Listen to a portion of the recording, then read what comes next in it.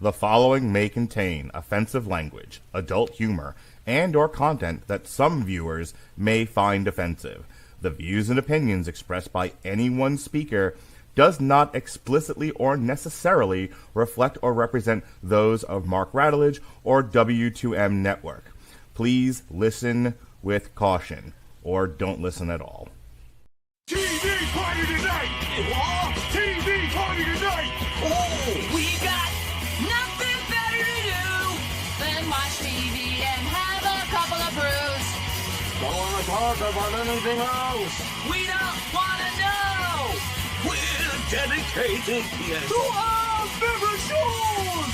Oh, my circuits! Everybody loves Hypnotoad. Scary dog! Pearson at Blurnsville. Futurama!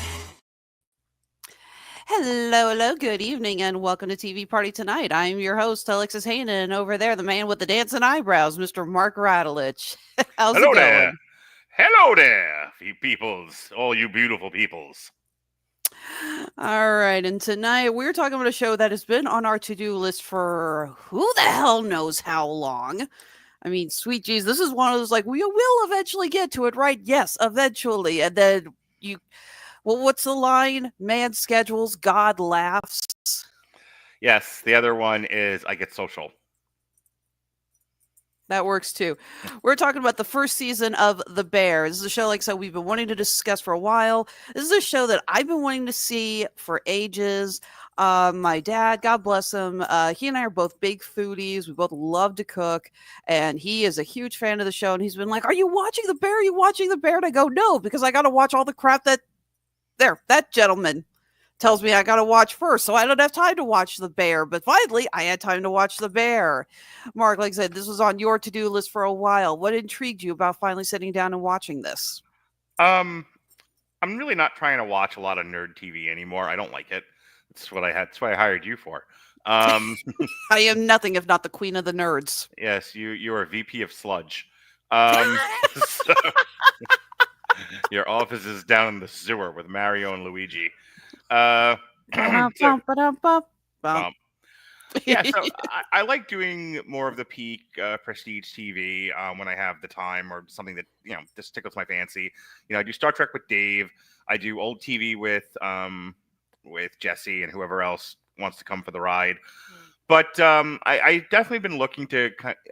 There are certain shows that are out there that get a lot of buzz, get a lot of talks, and like this Suits, Severance, Billions, and I just never have time to watch anything because I'm always. If I'm not talking about it on here, I don't have time to watch it. That's just kind of the way my schedule is. A little ways back, I was dating a woman, and we would have like one going out date and one staying in date per week. And so we were looking for shows to watch together. That's how we ended up doing The Offer. There's only, her taste and my taste meshed in some areas and didn't mesh in other areas. So I was very selective about what I picked for us to watch. So we did The Offer. You and me and Dorian talked about it last year, and I was supposed to watch The Bear with her. It didn't work out, and then you and I started talking. What happened was I was making plans every month to do something with Jesse, and I said, "Okay, I trust you. You're dependable. If you say you're going to show up, we'll show up." So I was like, "All right." I might be a few minutes late, but I'm there. You are as reliable as I need you to be. And when you were like, I would like to talk about TV shows that you're interested in, clearly nothing Marvel or Star Wars, I said, okay, let's create a second track for prestige TV, and I'll talk about it with you. I for a long time before I was social watched a lot of cooking shows. I would watch hunting shows, like not for the hunting part of it, but like guys would like go out and hunt and then like cook their own food. Okay. There was a cooking show that I watched that was all about like outdoor cooking. Like the guy would build, I can't remember, like man fire food or something like that. They would literally like build an outdoor fire. He would cook. He would find like outdoor ingredients, like natural ingredients. And then he would cook it and do these amazing recipes. I was into food competition shows for a while, like MasterChef, Hell's Kitchen, Man versus Food. Man versus Food was fun. My ex and I used to watch that a lot. I still remember. I think it was the Hot Wings episode where they showed like that it's the like they ghost pepper use one where he has like down a gallon of milk. It's the one where they just reuse the same sauce over and over again, so it just continuously gets hotter and hotter and hotter because they never start it fresh. So I'm not that far from Sarasota. So when they did the episode where they went to Sarasota and you got to see Yoder's, I've been to Yoder's a few times now with the giant portions of food served to you by the Amish. It's fantastic. Chickens the size of small airplanes. There's a show that Andre and I watch on YouTube called Strictly Dumpling, and he tours the world and talks about different places to get food. And I've seen him go to various Amish buffets, and I'm just like, oh my god, it's like that looks like heaven, but my colon is screaming that looks like hell. So yeah, I'm big into like cooking shows, cooking competition shows, food tourism shows. And a show like The Bear, which was, I didn't know that much about it. I knew it obviously took place in a restaurant, and I'd heard it got a whole bunch of awards. Well, good enough for me. So that's why I'm here. Definitely. It's heard it got a whole bunch of awards. Like, so my dad kept saying, like, you've got to see it. You've got to see it. I love a lot of cooking shows as well. My husband and I were big Gordon Ramsay fans. Oh, yeah. And we've been watching the last few seasons of Next Level Chef, which I really enjoy. That's actually that is a really good one. I just love when they get to the basement. It's like, where's the it's like I need to mash some potatoes, and the mashed potato thing is like this big, and it's like good luck with that because that's all they've got down there. My love of like food TV started actually with Top Chef. The ex-wife got me on Top Chef. I guess she used to watch it with her brother. And then I got into it, and I got like one season, and I was hooked. Like, this is amazing. Like, oh my god, it's like the real world, but with hoity chefs. And some of the stuff that they created, well, it looked like art. Every plate a picture. Since I've moved out of the house, and I've been cooking. Sometimes I'll cook for myself. I mostly cook for my kids. And I really do. Like, I'll remember some of the plating things. It's like, I'm not really making anything next level here. I'm not even making anything on level. I'm slightly below level. Let's not kid ourselves. But I'll plate it like, I'll plate stuff, and it's just like, it's just like Gordon Ramsay would be proud. Like, I try to remember some of those techniques. I don't know why. My kids are just like, we're so happy you cooked for us. Thank you for giving us attention. Neither one of us is hungry. And then I mash their face in it. Just beat them with the plate. I worked so hard for this, for your love. My New Year's resolution this year was I love to, like I said, I love to cook. I'm a huge foodie, but my husband and I have trouble. We tend to fall into ruts with the cooking. It's just like, what do you want to cook? It's like we have like 5 recipes that are frequent repeats. Right. And they're great recipes, and I love cooking them, but it's like, I don't want to cook that again. So I told him, I said, once a month, I get to cook something brand new, and you don't get to judge me, because he's kind of a picky eater. And I did my first one this last week. I got inspired by the recipes that you can cook up in the recent Legend of Zelda games. I made pumpkin soup and meaty rice balls. Oh, that sounds delightful. You should have put some in an envelope and mailed it to me. You have not asked for that in years. I'm busy. For those of you watching, that was a running gag, because frequently, anytime I would post pictures of what I was cooking, Mr. Radulich here would say, it's like, literally say that exact phrase, put some in an envelope and send it to me. Which I totally stole from Mike Stocasa from Red Letter Media when he was doing his Mr. Plinkett reviews of The Phantom Menace. He would want to send pizza rolls in an envelope. So really quickly, as far as cooking goes, I've been dependent lately on ChatGPT, the woman that Jesse and I share. I swear to God, you and Jesse are going to bring on the robot apocalypse. God, I hope so. I need to get you that clip from the Hell of a Boss review where we had to warn Jesse against looking up something on ChatGPT. I mentioned something from an episode, and he was just like, wait, what is that? And I was like, I'm not saying what it is. And he's like, ChatGPT, will you look up? And David and I were going, no, for the love of God, don't. So I made my kids like a pre-Thanksgiving dinner, and I'd never cooked Thanksgiving dinner in my life before, and I was really proud of myself. But I had a lot of leftovers. I cooked for 2 kids who don't eat and myself. So I have this whole thing of leftovers, and I went to ChatGPT, and I'm like, I have these leftovers. What do I do with it? And ChatGPT sent me a recipe for Thanksgiving leftovers casserole. I've heard about that. Yeah, so I've done that. I had, I want to say, like chicken thighs. I was like, what do I do with these chicken thighs? And then it's given me a couple different recipes. One of the things I like to do, because again, I used to live with my ex-girlfriend Jen, and she right before I politely asked her to leave like a gentleman. World's biggest air quotes. Not me. I would never tell a lie. She had just gone shopping. Like we had pretty stocked shelves, and I tried to give her some of the food back, and she was like, "No, I'm good, thanks."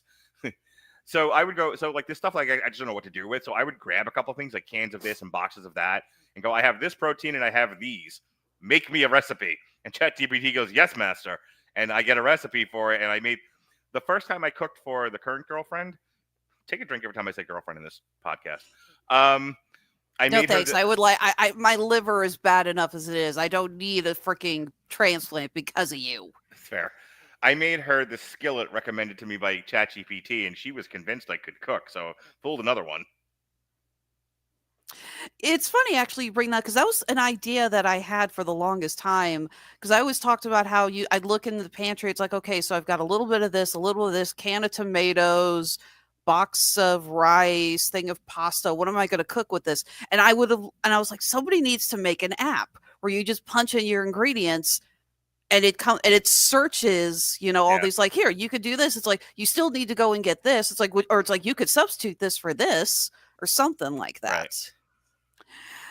So, but yeah, we both are big lovers of food. We both love to cook. So yeah, The Bear definitely got our attention. Although admittedly, while this does take place in a restaurant, it is not so much, I think, a show about cooking. It is a show about addictions. It is a show about needing help and knowing when to ask for help. So our main character, Carmen, is a world-renowned chef, Michelin star grade, has had his name plastered all over in food magazines and interviews. He's a celebrity chef. He's one of the best. And unfortunately, his older brother, who owned, didn't own, but he was in charge of the family restaurant, The Beef, in Chicago, passed away, committing suicide. Unfortunately, he was a drug addict, and he wills the restaurant to Carmen. And he ends up giving up this life working in these fine cuisine restaurants to come back and run this restaurant that makes Chicago-style sandwiches. And he wants to try to fix it because, obviously to him, fixing the restaurant would be the same as fixing the relationship with his brother. Along the way, we also meet Sydney, who becomes his Sue, and in my opinion, the voice of reason throughout the series. We have his cousin, not really cousin, his late brother's best friend, Richie, who really struck a nerve with me because I have known way too many people like that in my life. Like, a lot. You know a lot of guys that would just air butt fuck somebody while they're bent over trying to fix something? You have no idea how many times I've seen that. I believe you. Yeah, I will say this, though. I was intrigued to see this actor because this is the guy who's going to play the Thing in the Fantastic Four reboot that we've got coming later this year. Oh, I slightly have hope for that movie now. Yeah, I saw him cast. I was like, I have no idea who this guy is. Looked it up, and the only takeaway I had was he's got the eyes. He's got the perfect eyes to play Ben Grimm. He's got the actor's got these giant baby blues. I was gonna say mommy's baby blue eyes or something like that. Something like that. So I was like, that was the only thing I knew about it. But now watching, I was like, holy shit, this guy is Ben Grimm. It's like, I have no doubt in my mind just how good he's going to be in the role now. We got him. We got a slew of chefs. We got Oliver Platt coming in as a reoccurring character who I guess is a family-friendly, little more PC mob boss, since he apparently loaned several $100,000 to Michael and he wants it back. Right. And we watch more as Carmy, as he's affectionately called, has to struggle with the realization of what's going on and kind of process his grief, which is not easy to do, especially with the high stress lifestyle that comes with being a chef, even if it is a chef at a small family run restaurant. You rattled off a list of what the show is about. I didn't want to interrupt you. Trying to be better about that, and I'm hoping those around me will also try to be better about it. Um, but the show is also about, and I would say the main thing it's about is trauma. You know, he didn't just die; he committed suicide, and he committed suicide by shooting himself. In the head. John Bernthal's character. He was on whatever bridge there was there in Chicago, and shot himself in the head. But it's not just the suicide. It's not just the trauma of losing a brother to a gunshot. It's that you talked about addiction. Dealing with drug addiction in the show. There's also the trauma of the years spent working in Michelin star restaurants and what that does to a person working in these high stress environments. Like, you don't have to have been beaten to have suffered trauma, and everyone's level of resiliency is different. So, some person being verbally abused by a chef, being told you're nothing, you're nobody. This is a scene in the show, like very early on, I think episode 2. You should quit. There's no reason for you to be here. Depending on your level of resiliency, some of that will not affect you, and in some cases, it will ruin you forever. And so that's one of the things he has to wrestle with. Plus the growing up in his family, which he talks about throughout the season. There were things that happened with his brother. There were things that happened with his dad that he's still dealing with. People go most of their lives and they don't deal with their traumas, and those traumas create maladaptive behaviors that you deal with for the rest of your life. And I don't want to turn this into a therapy show, so I won't. But but the people writing the show know what I'm talking about, because the show is laden with that sort of thing. That scene, Joel McHale of all actors, hiding behind a pair of glasses, giving massive verbal abuse. What range on Joel McHale to go from Community to this? Right? Yeah, I just watched it go, it's like, holy shit. It just blew me away.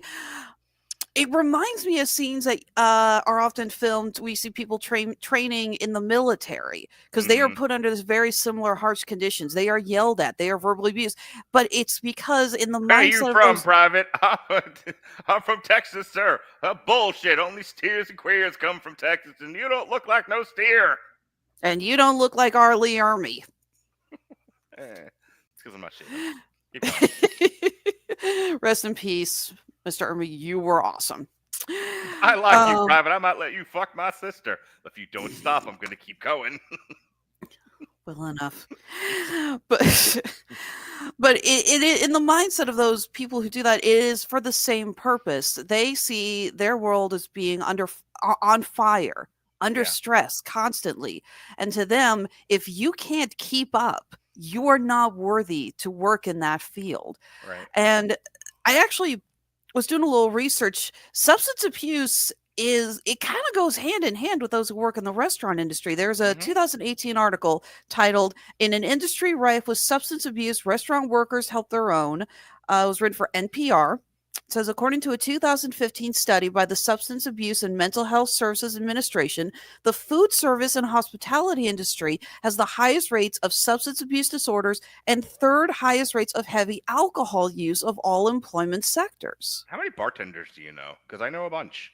And, drinking on the job is almost a job requirement, not to mention the access you have to things like a little pick-me-up I like to call cocaine. Cocaine's a wonderful drug. No kidding. So people who work in I tell you, having worked in correctional mental health for the past decade plus, especially when I worked in booking, the two things that I would hear is, what did you do for work? I worked in construction. What did you do for work? I worked in some sort of food service. And then there was always a co-occurring meth use. Meth, cocaine, alcohol abuse, it all kind of seem to go hand in hand. Definitely. And let me ask you this. Did you ever work in the service industry, Oh yeah. hospitality restaurants?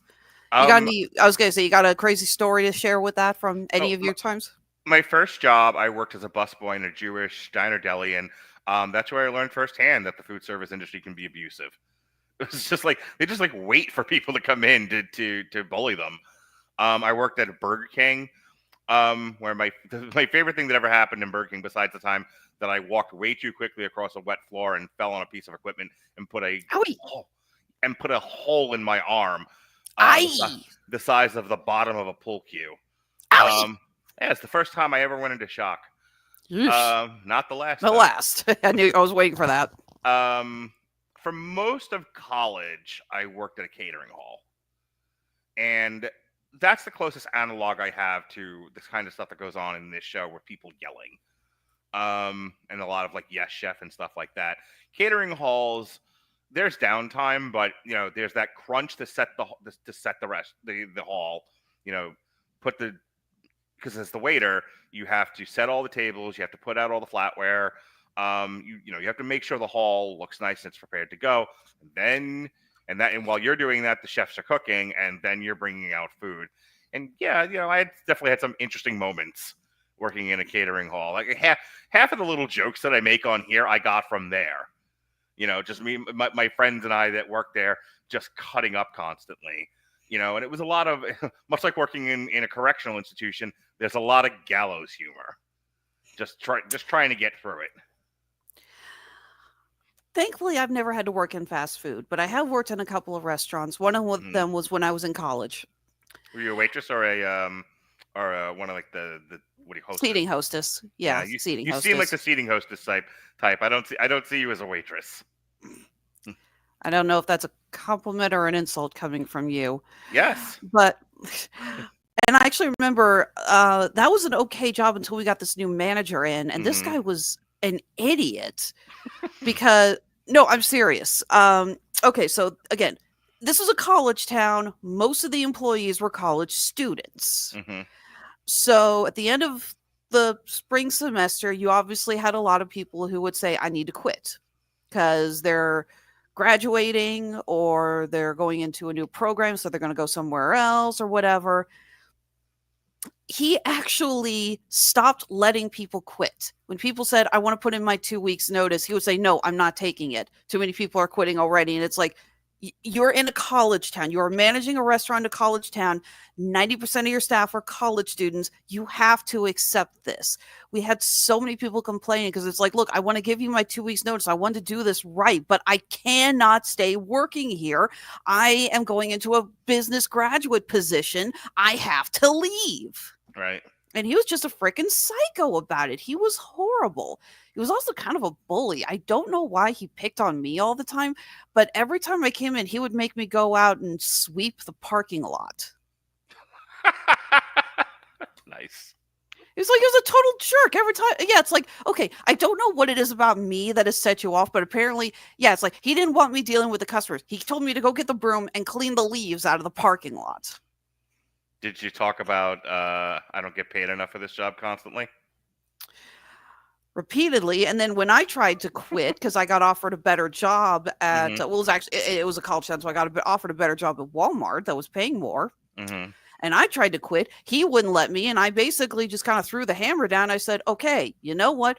I wanted to be civil about this, but you know what? This isn't going on my resume anytime. Screw you. I quit. These are for you, McNulty.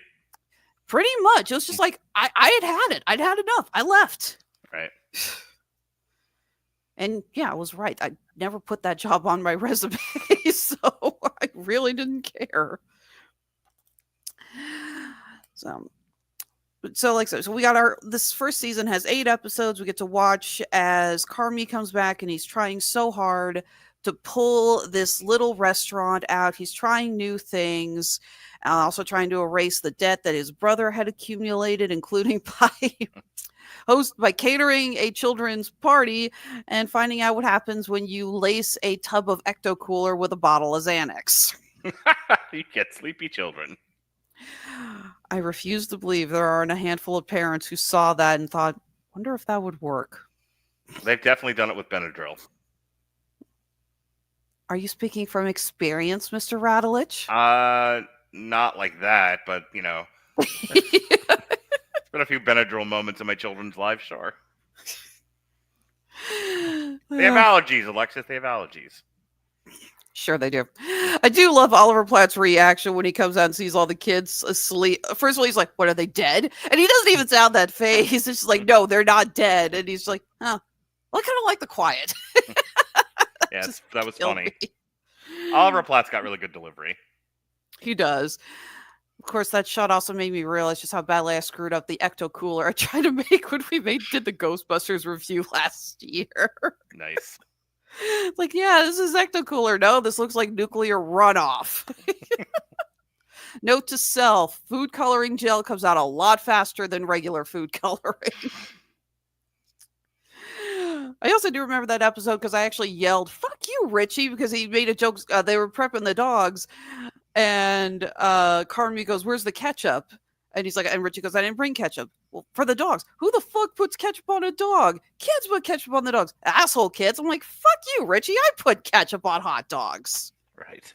Yeah. I'm much more preferential to mustard, but sure. I don't have any racism against ketchup. Yeah, I know this will probably get me banned from Chicago, but I'm not one of those people that likes overly complicated Chicago style dogs. Okay. I'm not a fan of relish. I don't like pickles. So it's like you put all that stuff on there. It's like, just put ketchup on it and I will gladly walk away. Okay. That's fine. Sometimes ketchup is the only thing that'll make food palatable for a child. So I definitely did not oppose the use of ketchup in my house just to get the kids to eat.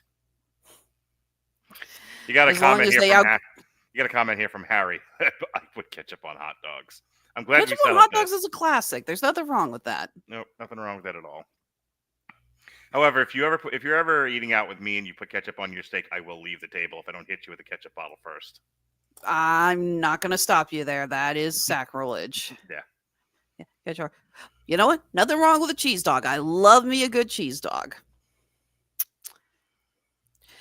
So one of the things we talked about briefly before we started this show is that this whole first season feels like a prologue. In fact, if you notice, it's not until episode 7 we even get the credits in the opening. The first 6 episodes of an 8-episode season, you don't get the credits until after the end. So it really does feel like the whole thing's building up. You and I talked about that before the show started, and I said that's pretty ballsy because I don't buy into the we'll save it for later seasons thing because you might not get a later season. The examples that I gave you were like The Glade. For the audience's sake, The Glade was a halfway decent show. I think it used to be on A&E. And it was the kind of show that I like. It was a detective show, and you had a sort of a medical examiner and a sheriff that would go and investigate in this small woody town in Florida. And at the end of I think season 3, the sheriff gets shot by a mystery assailant, and they're like, okay, well, we'll solve the mystery of who shot the sheriff in season whatever the fuck came out next.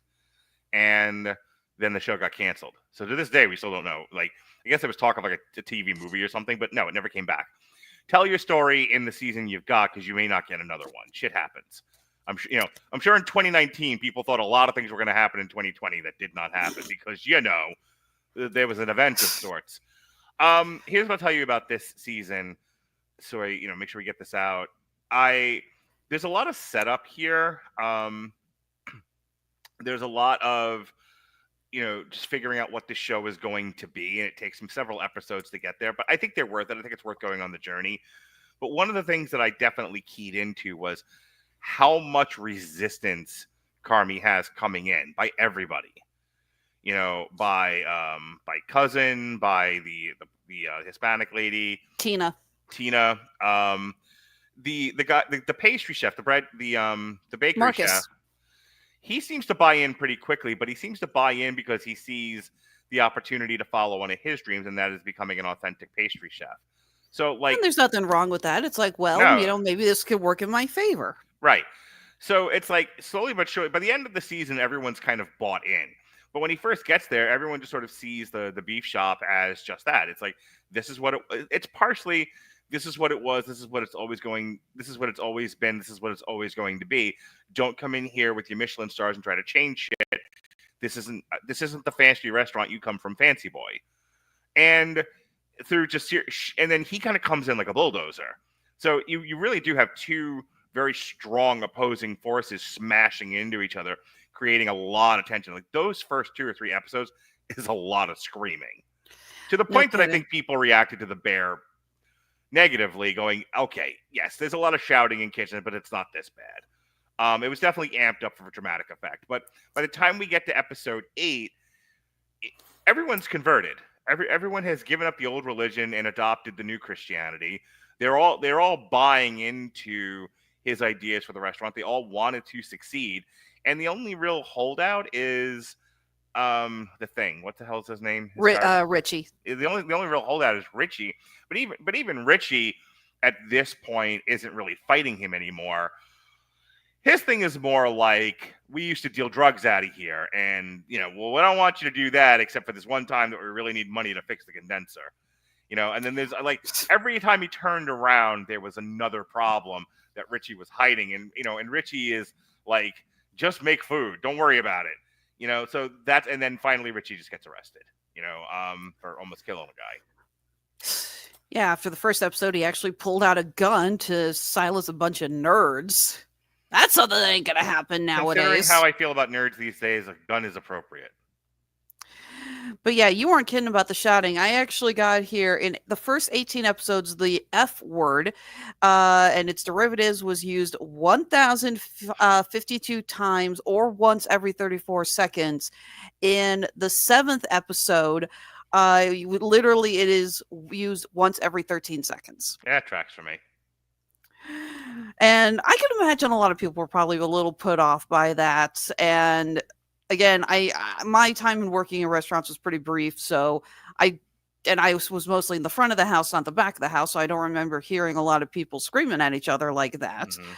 So I'm not sure how much of that was amped up. Episode 7 was pretty amazing, though, because if you also notice that, with the exception of the first 2 minutes where we see Sydney getting on the train and going into work, the entire episode is filmed in one shot. No cuts, no edits.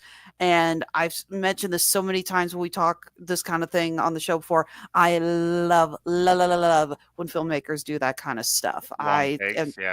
Yeah, I am a sucker for long takes because I know just how crazy hard it is to do stuff like that. I remember us talking about season 1 of Loki and that one shot where they're trying to escape the planet that's getting all blowed up, and how much of that was done in one shot, especially on a green screen of all things. So it's like, good luck. The character's got to make, it's like, you got to make sure you're not only getting the spots right, but these characters are acting against something that they can't see. Yeah, I mean, the amount of preparation and time it takes to set up a long take like that. By the way, have you ever seen 1917, the movie that's all just one long take? Andrew and Robert did that for Damn You Hollywood a few years back, and it is a masterwork. It makes use of that technique really, really well. Here, as you're talking about. Yeah, I don't even think I noticed it, but I'm gonna be honest. There were times I was kind of half watching, half playing on my phone, or half watching and half asleep. But the little bit that I did see of that episode that I can recall, it was good stuff. I mean, the cinematography in the show is pretty good. It has a gritty realism to it that I can appreciate. It's the restaurant when Carmy first takes it over is gross, and they doubled down on the grossness when they have the new health inspector come and check it out, and they're fighting with her about this, and she tries to give them the C and they won't take it. It was like being served with papers. Like, that was all good stuff, but it's funny because like they really took care on the set design to make sure that the audience understood that this is a restaurant that is in disrepair, but by the end of the season it will look pristine. It'll look nicer. And that's kind of a metaphor for the characters in the show. They all kind of start off a mess of some kind. But by the end of season 1, they've made some progress. And I read ahead that by the end of season 3, which we will eventually get to, a lot of them have come a long way. Like a lot of them have really gotten invested in becoming professional chefs and making sure that the restaurant is the best it can be. So I'm here for it. I'm here for the journey. Definitely. Tina changing her ways was, I also thought, very interesting because she seemed at first the one who was the most resistant next to Richie for change. You have a scene where Sydney is trying to take charge of Carmi. I keep wanting to say Cam, but it's Carmi. So basically puts her in charge.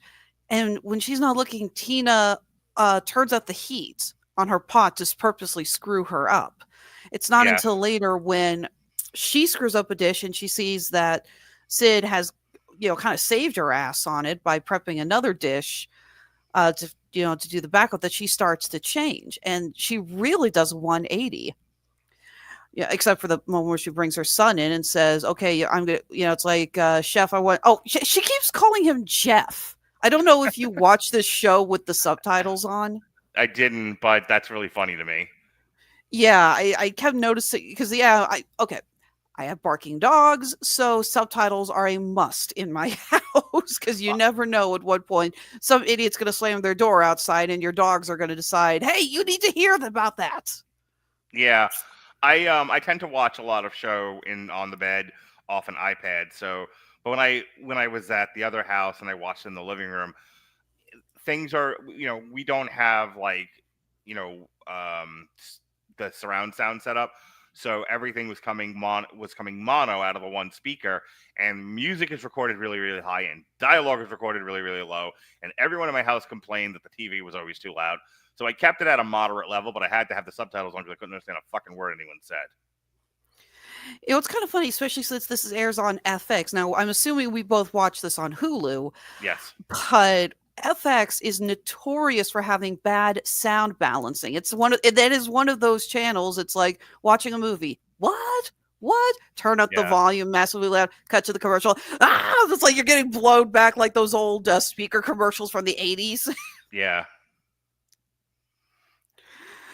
So the other episode I wanted to talk about was the final episode. The cut between the nightmare that Carmi has to the speech that he gives at Al-Anon was apparently that's what sealed him to win the Emmy for that performance, because that is an amazing scene, so well done, and again, all in one take. Just how powerful it is, talking about his relationship with his brother and where it's left him. And I do love the visualization of his nightmare. Yeah. It was on a cooking show and everything starts disappearing. I think I think all of us can actually relate to that. How many of us have so many frequent dreams where we're at our job and we're trying and it's like everything is going wrong? It's going back to the Al-Anon speech, actors are professional communicators. They possess an eloquence that the average person may struggle with. So for him to create a monologue where he is tripping over every word, he has created a character where communication is not his strong suit, and it's not like, all right, mark your bingo card and take a deep breath and sigh and then shut up. Bubbles, when Bubbles gives his speech about grief at one of the meetings, I believe in season 5, Bubbles of The Wire. Yeah, of The Wire. Of course. Bubs is he's an effective communicator, for a street urchin and dope fiend, and kind of a con man. He has kind of a sing-songy, jazzy rhythm and cadence, and so while he's playing a character who's not a professional communicator either, when he gives his speech about grief and he finally starts talking about Rashad and, accidentally killing Rashad, he does so in a way that is very dramatic. Like, you watch it and, if you suspend your disbelief, you can think that somebody had that level of eloquence and, that much of an ability to have insight and communicate it outward to people in a group like that. You don't get that here. Here it is very believable that somebody would actually talk that way. He had nothing prepared. This is the way it's delivered. It's delivered like he had nothing prepared, that he was just speaking extemporaneously, but he's not used to talking about what's on his mind and in his heart. And might I also say that something I talk about it a lot on here. I talk about it a lot in my work as a therapist when I do individual and couples counseling. Men are not taught the language of feelings. We are not taught to communicate our feelings. We are in fact taught that expressing your feelings is for sissies, and to be a sissy is to be the worst thing ever if you're a boy. That is the way we are in Western culture. So when you when you get to a point in your life where you have to talk about your feelings or you're going to explode, if you've ever, I don't know if you've ever experienced this in your life where you don't talk for a while, and then if somebody kind of, taps you on the shoulder and says, hey, how about this weather we're having? How about them bears? And because you haven't spoken in a while, the first thing that comes out of your mouth is you kind of tripping over your own words. Mhm. And it kind of takes you a minute to be like, I can't speak English. Hang on. That's kind of how he does it, as if like he's struggling with the English language, because he has all of these thoughts and all of these feelings that have log jammed in his brain. And he is clearly a guy who is doing physical art with food, but not necessarily communicating. And finally, he has to communicate or he'll explode. And he's just like blurting words. And finally, he kind of gets a sentence out, and it just builds and builds and builds. And it's a really great lesson in acting, and it's a fine monologue. It is. It's really well done. Because, I was going to ask, based off of what you deal with on a regular basis for your job, how a show like this hit you, because I'm sure seeing these scenes, that monologue, the scenes of just watching Carmi zone out. You have a scene where he goes to light a cigarette in the kitchen, which he should not be doing. I know that's a health code violation. Starts a massive fire, nearly burns down the whole stovetop, and he is just zoned out. He can't even think. He can't function. Well, it's a payoff to something he said earlier about, having visions of wanting to set your kitchen on fire, and then you take a deep breath and get oxygen to the brain and go, oh yeah, don't set the kitchen on fire, and you put the fire out. And it was symbolic of him being overwhelmed. It was, he took on this restaurant for an uphill battle against everybody, and and he's still taking strays. He's still dealing with, the next thing around the corner, the next skeleton in the closet, the next hidden secret. And in that moment, it was all too much for him. And, had someone else not intervened, he might have just stood there while the place burned. It was definitely emblematic of somebody who's dealing with a tremendous amount of trauma. Absolutely. He's got these great scenes between him and his sister, who is also trying to find some way to deal with her trauma. There's a scene where she walks in and she's like, yeah, my brother committed suicide too. It's like, you're not the only one carrying this. You're not the only one who needs to deal with this. Yeah, I like this relationship with his sister. I especially like the bit where they lose the refrigerator for an episode, and Carmi goes to the brother-in-law, and she's just like, you're using him. You don't like him. Like, this is bullshit. It was a nice way of showing love without being, mushy or sappy or anything like that. It was, she loves her husband, so she's trying to look out for him and not let him be taken advantage of. Mm-hmm. And then there's Carmi of, it's just like, no, I like him just fine. She's like, you're full of shit. That's what you are. There is love between these two siblings, but it's a kind of realistic love, I think, between family members, to where I love you, but I also kind of hate you. I think it's also clear that Carmi and his sister, well, they did love each other. I don't think they shared as much as Carmi did with his brother. Because, again, in a speech, they talk about food was how they communicated. Yeah. You have a scene with Sugar, that's her nickname, cooking, and she's just cooking one of her mother's recipes. And you kind of get, and then you get that flashback scene where they're talking about, crashing the bar at 6:45 in the morning and running into Mhm. Bill Murray, which apparently happens frequently. Bill Murray returns to Chicago a lot, never Mhm. puts on airs, and he just loves going out and being among the people, I guess. Yeah. But you just get this impression that she is not as involved in the story as the others are, and that's fair. We all have cases, those of us who grew up with siblings. We understand that we have ones that we're going to be a little bit closer to than others, ones we share a bond with that we don't share with the other siblings. And Right. that's not to say you don't love your brothers or your sisters. That's just kind of the way things ended up. Yeah. Absolutely. But it is powerful because, yeah, I don't think she wants the relationship so much, but she needs something. She is dealing with her own trauma, and she Um, doesn't know where to turn either. I think she wants a relationship with her brother, but I think she wants to be seen and treated as an equal, and I think that's more of her problem. Is I don't want to be kid sistered. I just want to be your sister. And I don't want to be used and abused and taken advantage of. I want to be your equal. Well, it doesn't help that she married. Admittedly, her husband is a giant dork. Can't The can't sce can't control who we love. the scene of him talking to Richie and Carmi about the ecto cooler, it's just like that is so painful. It's like, oh, honey, just walk away. Just walk away, okay? You are only digging yourself deeper into this pit. When he actually calls Richie cousin when they're Mhm. moving the meat into the fridge, it's just like, dude, no. No, no, no, no, no, no, no, no, no, no, no, no, no, no. Yeah. It's like when you see a white person trying to speak like urban street and everything. It's just like, sweetie, you have not earned this. Please stop. Just go sit down. Sure. But this was a really good first season. I really enjoyed it. I am looking forward. We're going to review season 2 here at I believe first week of March is when we got it on the schedule, if I remember Double correctly. check your math.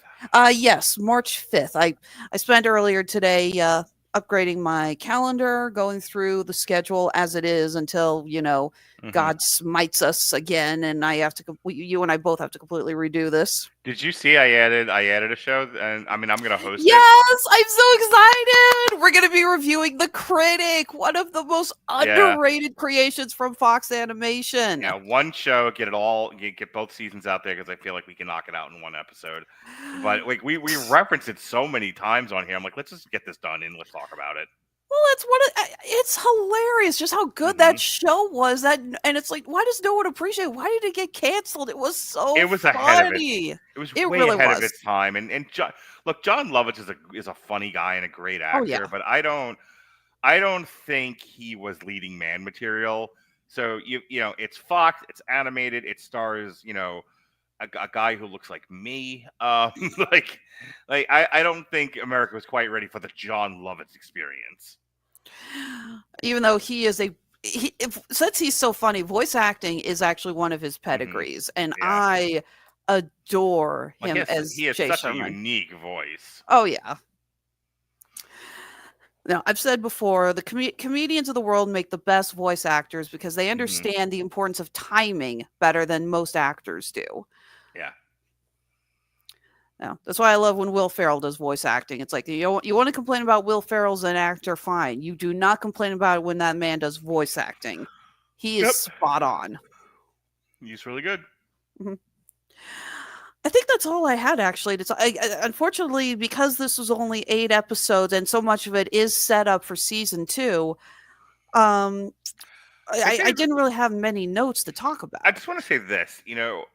I didn't know what the bear was. And so when I realized that, this is going to take place in a sandwich shop, there was palpable disappointment.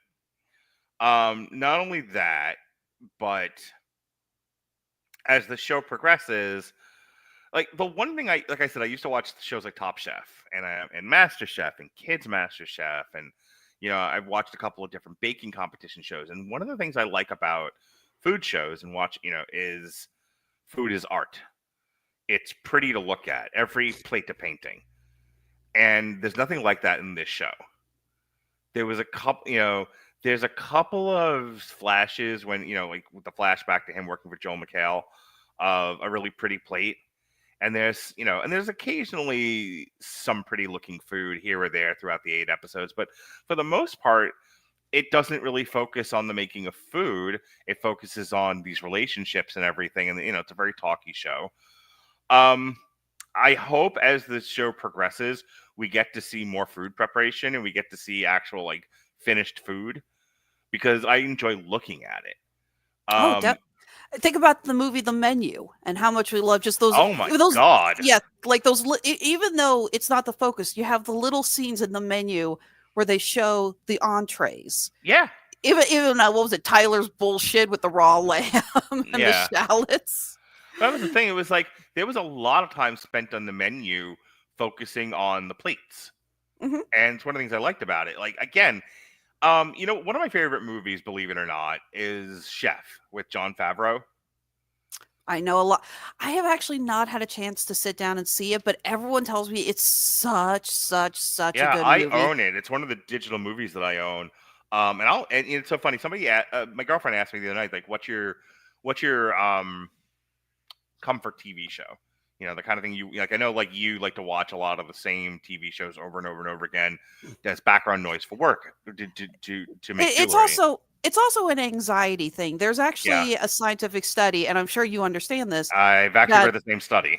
Yeah, that watching or listening to the same show over and over again provides a sense of comfort for those like me who have anxiety disorder. Okay, so I didn't watch dramatic TV, but do you know how many times I've listened to the same podcast over and over again? Sure.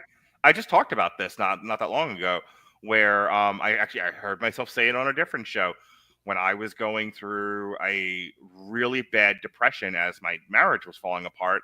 I would repeatedly listen to old source materials. To this day, like when I'm at work and doing notes, like sometimes I'll listen to new stuff, but when I'm out of new stuff to listen to, or I'm just I need something familiar, I'll go back and listen to a bunch of old Damn You Hollywoods. Oh, the abuse I give you. Like I hear you say or do something that have clearly pissed me off in the moment, and the shit I say to you, oh my God, makes me get my notes done faster. But I actually listen to a lot of some of my favorite podcasts that we've done when I travel for the conventions. I think I've mentioned this before, but our TV party tonight for Pam and Tommy. That's one I have on. I watch a lot. And the one that I did with Robert and Jason for Cabinet of Curiosities. Okay. And I think the one we did for Five Nights at Freddy's, actually. I listen to those a lot. Those always make me happy. Yeah. So anyway, I don't know why we got off on that tangent. But talking about oh my God. Did you and I just pulled a me and Dorian shit. There's a reason I brought that up, and I don't remember why. We were talking about, you mentioned about me watching the same stuff over and over again. Okay, but why did I bring that up? Is there anyone still watching who can help us? I need a transcript. Shit. Anyway, you're gonna be watching this again. You get a clip for TikTok, and you'll be like, "That was it! Damn it!" Yeah, okay, what's wrong with me?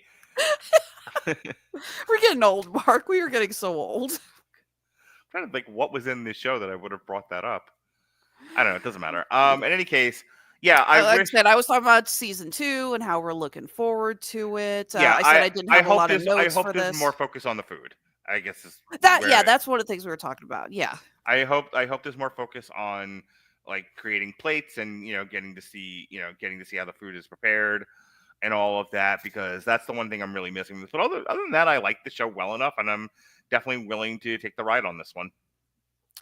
I agree. I was hoping to see more recipes. I'm not going to lie. Okay, so you know how earlier I mentioned the New Year's resolution to cook a brand new dish once a month?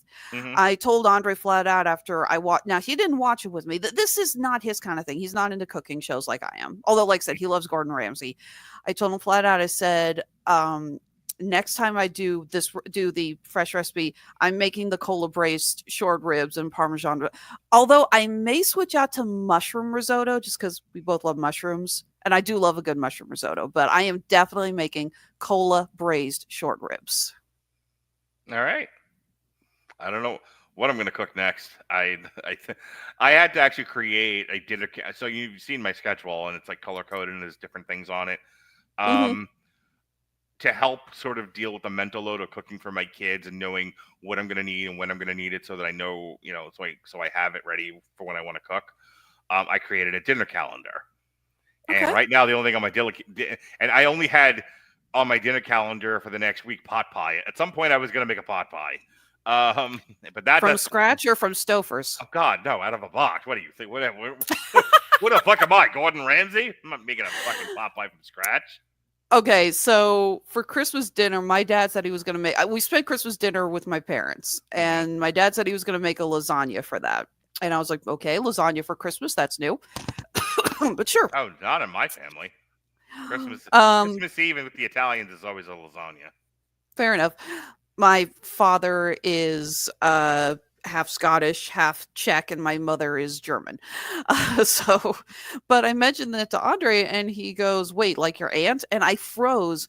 My aunt, God bless her, is a Stouffer's woman, and the last time she made lasagna, it was out of a box, and I just like I said, I just froze. I made that face where it's just like you just tasted something that you shouldn't be tasting. You know what I mean? And I just look and I go, give my father some credit. She's like, you think my dad's cooking Stouffer's? What's wrong with you? I tell you what, my best friend who is Italian, my best friend Tom, he's told me, we haven't talked in a really long time, but he would tell me like Christmas Eve, he would make a lasagna from scratch. Like he would make the sauce, like the noodles and everything were store bought and everything, but he made the sauce from scratch.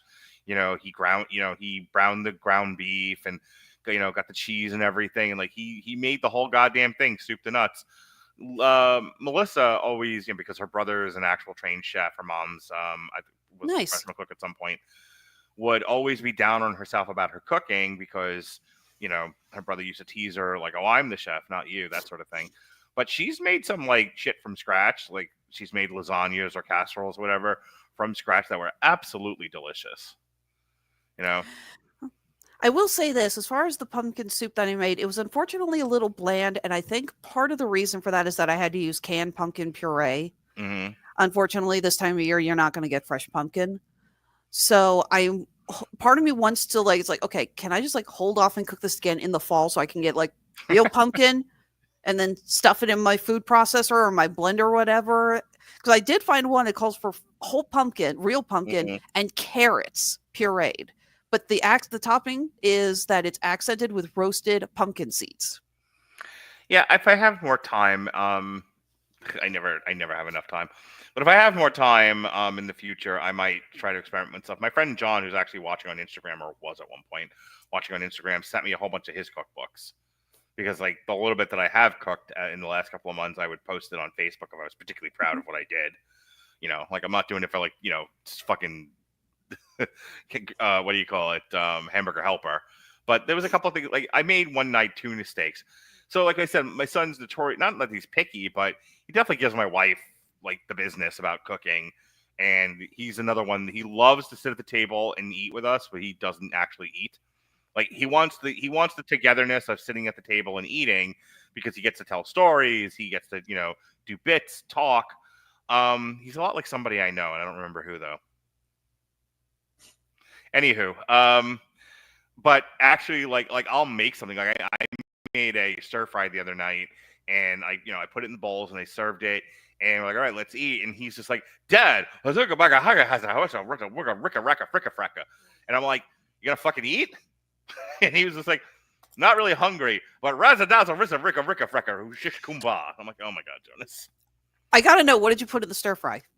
Oh no, it was one of them out of a bag bird's eye deals. Oh. Okay, I'm going to send you this link. This is actually one of my go-tos for cooking. It's a stir-fry guide. Literally, it's choose a protein, choose a veggie, choose the aromatics. Here's the ingredients for 5 different sauces. You follow the same steps for all of them. I make a black pepper pork stir-fry with broccoli, spinach, and squash, and it is phenomenal. So I got to Yeah, send that to you. You will love it. My stir fry pan gets a lot of work. All right, we just about done here. Considering how much we've talked about cooking as opposed to the actual show. See, this is like I'm not gonna host a show for you. This was your thing, so you just went like, the bear, schmare. Let's talk more about our home cooking. Well, that's what shows like this do. You see how much cooking means to them, and you and I both do enjoy cooking, so it brings that out of us. So it's fun to talk about. I suppose it's better than whatever the fucking Oxycontin shows that we were gonna do, where we spent half the show talking about an Oxycontin addiction. Yeah. Pretty much. Yeah, as I say, that was a lot of fun watching Dope Sick while I was recovering from COVID. It actually got starting to get scared on how much ibuprofen I was taking. Can I tell you that was 2 tries to get Dope Sick done, and both of them didn't happen? I was supposed to do Dope Sick with a coworker that works in the mental health field, and because she is notoriously hard to schedule and cancels constantly, that one went away. And then you wanted to do Dope Sick, and I think we were gonna do that one with the Netflix show and compare them.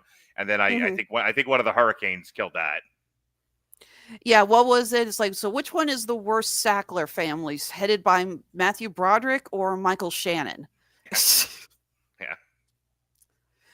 Yeah, no, seriously. I watched Dope Sick while I was on the couch recovering from COVID. My body was in so much pain. I felt like I had been hit by a bus and dragged 5 blocks. And I was taking ibuprofen around the clock because I was in so much pain. And I'm watching this. They're talking about, it's like about how much you should be taking for painkillers. I'm like, this is not the message I want to hear when I need to go take another dose of ibuprofen. So I kid you about the way that you host your shows, but I have to tell you, I listen to other people do television reviews. They're not much different from this. I'm a Nazi and a stickler for just talk about the show, and I don't really want to tell too many personal stories. When I hear other people do television reviews, and like two-thirds of their television reviews are just them jibber-jabbering about whatever, either directly or tangentially or not at all related to the television show. So you keep doing you, Alexis. God damn it. You still have, I think, some of the highest numbers on the network because you did Hell of a Boss and Has Been Hotel. And those, did you see at least in audio form, those are the big hitters. Did you see the amount of comments and viewers we had for the last Hell of a Boss show? We had a regular roll of people coming in and commenting. It was crazy. During the live show? No, I actually didn't know that. Oh, we got so many comments. It was great. We had a lot of people suggesting and talking about what they want to see in the upcoming season. I love getting feedback like that. And like I said, shows like The Bear, they unite you over what you share a passion for. You and I both love food. We both love to cook. So it would make sense that watching a show like this, it brings out, so what are you cooking lately? And it's like, that's what I was starting to get to. So I made, so my son is really notoriously picky. And I made, he likes seafood. For his 10th birthday, when my daughter turned 10, seafood is in fish or seafood is in shellfish? Yes. There are some people I know who love shrimp and crab, but will never trust tuna and trout. He ever. Is much more adventurous than his sister. He'll try scungili and shit like that. Snails. But so when my daughter turned 10, and she had just developed a liking for steak, we made sure we took her to the fancy steakhouse here in Tampa, and cost me $500. But I'm the kind of dad that wants my kids to have good, nice experiences. And I was like, okay, well, you like steak? Let's take you for the most fucking expensive steak in town. There's your goddamn steak. Happy birthday, you child, you. So I have to do the same for my son now, and my son's really into seafood, so he had a fancy seafood dinner. So one night I made tuna steaks. I did some sort of pasta and vegetables. And he looked at me, and like I said, half the time he doesn't fucking eat, what's in front of him because he wants to tell me a story. And that particular night, he ate it and asked for seconds, and I felt bad because there were none left. But he was like, "Are there more of these?" And then 3 or 4 times throughout the night, he was like, "When are you cooking that again? This was the best thing you've ever made. Make more of this." I need to send you my go-to salmon recipe. He'll love it. Probably. His sister will probably throw it against the wall in protest. Not a huge fan, but he will love it. All right, take me home, baby doll. I got shit to do. Yeah, I was gonna say we said we were gonna keep this tight, so let's go ahead and wrap things up. You and I will be back next week talking about Companion on Damn You Hollywood. Let's see here. What do we got coming up after that? It's like, oh, I'm looking at the wrong month here. Let me move my calendar. Day after that, I will be back for another Damn You Hollywood. David Wright and Zachary Strobel will be joining me to talk Wallace and Gromit. So Vengeance I had Smells my dates now. Foul. I had my dates confused, and for whatever reason, I thought that was yesterday. So like I'm at my computer and I'm doing sessions, and I'm noticing that it's not starting, and I almost texted you like, "Hey, did you fucking forget your own show?" And I'm like, "Wait, it's next week. Never mind." And then we'll be back 2 weeks after that to talk about how Disney is attempting to salvage the amount of money they sank into Captain America Brave New World. And I swear to God, the minute you and Robert start talking about the budget, I'm just going to leave and go get a soda because I know you two are just going to be at it for an hour. Yeah, I guess what was it, the Wolfman or something else recently where I addressed the $1 billion threshold it has to cross, and it's not going to. I've kind of said my piece on it. I'm not going to waste more time on another show to discuss it. It's getting its own. Not. Robert sure as hell is. It's getting its own show. There'll be plenty of time to bash it there. But no, it's like on our in my defense, I just watched that Critical Drinker video that day. Like it had just broke, so like it was still fresh news. It's like you guys talked about that on our 2024 wrap up, and yes, you brought it up at the end of Wolfman when we were talking about the money and what we had coming up, and I was just like, my God, guys, save something for the actual review. So speaking of which. Your video that you sent, like a lot of stuff like you put in the group chat, I'm just like, whatever, I don't care. Oh, the Snow White one. That is the best thing you've ever shared. Let me tell you how I listened to it like 20 times on the way home from taking my daughter home from school. We were in the car, mirror, mirror on the wall. Like we were singing along with it. Oh my God. Going to implode faster than the Titan submersible. Oh my, when this is like Marvel has lost $2 million, Snow White says, hold my beer. I fucking died while I was driving. It was so good. Oh God, I'm glad you liked it. Yeah, that was well done. That got shared on a Nerds Over 40 board, and all these guys were complaining, saying it's like, oh, they're not giving it a fair chance. I'm like, it's gonna fail, guys. I'm sorry, but this movie is going to fail so bad, and I will laugh as it goes down. This thing has no fucking hope at all. All right, and yes, we will be reviewing Snow White, and as Mark said, we're probably going to play that song before. I'm assuming that thing was made by AI. I can't find any source on anyone who actually put that together, so I'm guessing if it's AI, it's fair use. So knock yourself out, boss. So this Sunday, myself and Jesse are returning to source material. We are looking at the first volume of Dan Slott's complete 2004 and 2005 collection. So it's the She-Hulk 2004 issues 1 through 12, and then 2005 1 through 5 Time Trials, I think it's called. That'll be Sunday night. That'll be live, and then he'll cut it up into individual episodes. Alexis already mentioned Companion on Damn You Hollywood. Hollywood, if she could. And then it's Black History Month all month long, but that's not what's important right now. What is important is the Super Bowl. And myself and Jason and theoretically Dorian Price will be doing a triple feature of Goldie Hawn's Wildcats, one of my favorite movies as a child because I wasn't parented. Draft Day starring Kevin Costner, which is the movie you keep seeing in bits and pieces on TikTok. And Any Given Sunday starring She's Got a Great Ass! Pacino. So enjoy that. That's our Super Bowl show. Wildcats, Draft Day, and Any Given Sunday. That is a week from tomorrow. But tomorrow is our Black History Month show. One of the three. We will be doing black musicals: The Wiz, Dreamgirls, and Purple Rain. Which, if you'd like to play a fun drinking game, take a drink every time someone gets smacked. I just love it. It's you and Jason again, right? And Shay Tate.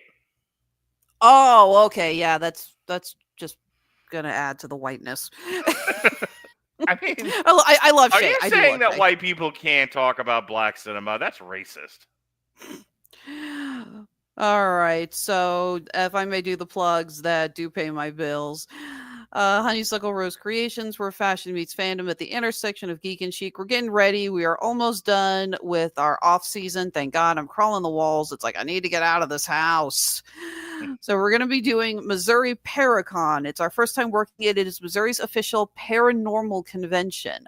I'm looking forward to that. In the meantime, though, you can always find our stuff on Etsy and Handmade at Amazon. We just uploaded a bunch of new stuff, actually, some of which you can see here, including the 7 Deadly Sins Scrabble tile bracelets based off of the characters from Hell of a Boss.